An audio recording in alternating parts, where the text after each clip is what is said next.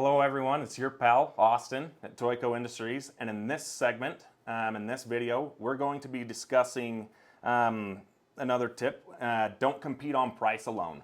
And this is probably my the biggest tip, the best tip that I could possibly give anyone new starting out.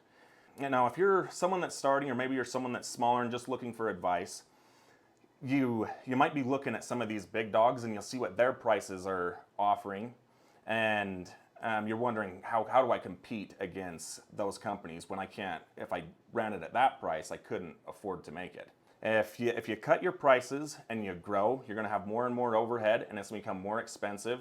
Not to mention you're cutting the throats of every other small business, small operation that's in your area, and you're making enemies. You don't want to have enemies in this industry, especially if you guys all have a common goal and it's just to feed yourselves. You guys can work together, help each other out, and I've seen that benefit people tremendously when they run like that. There's more than one way to sell. And what I mean by that, so to justify, when you break it down and you decide, okay, I'm going to need this much money, wherever you might happen to be, it's going to vary, but you're going to decide, okay, I need this much money in order to, keep my doors open and live a decent life. Well, stick with that price, but people are going to go for that. People are going to do that and make that deal because you can offer different things. So I went ahead and I did the math for you. And from our, if all you were doing was just putting chemical in the toilet and that's it, kind of spray it down, but that's all you're doing, versus our top of the line stuff.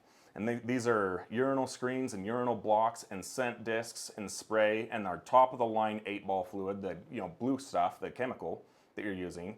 The difference per service is $3.41.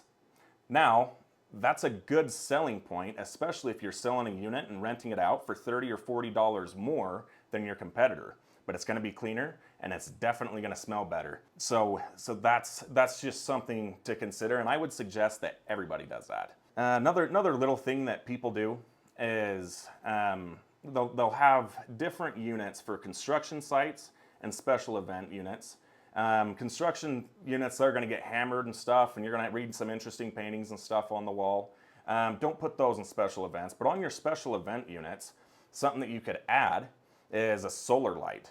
Now, you got to put yourself in the shoes of the end consumer on this. Let's say it's Halloween and you have a 3-year-old and it's dark and you're going through the corn maze and they got to use a bathroom. God forbid they touch anything, but if you go into it blind, not only are you holding the 3-year-old, but you're holding the cell phone trying to coordinate this whole thing. You got to get their pants. What a nightmare. So adding something that's just simple, like a solar light, would make you stand out tremendously. People will definitely pay for that just because it's better. It makes them look better as an operation if they have your unit. Thanks for tuning in to that segment. Hopefully you found something beneficial. And if you want to learn more about it, feel free to give us a call and we'll all be happy to go over it with you and elaborate a little bit more on that.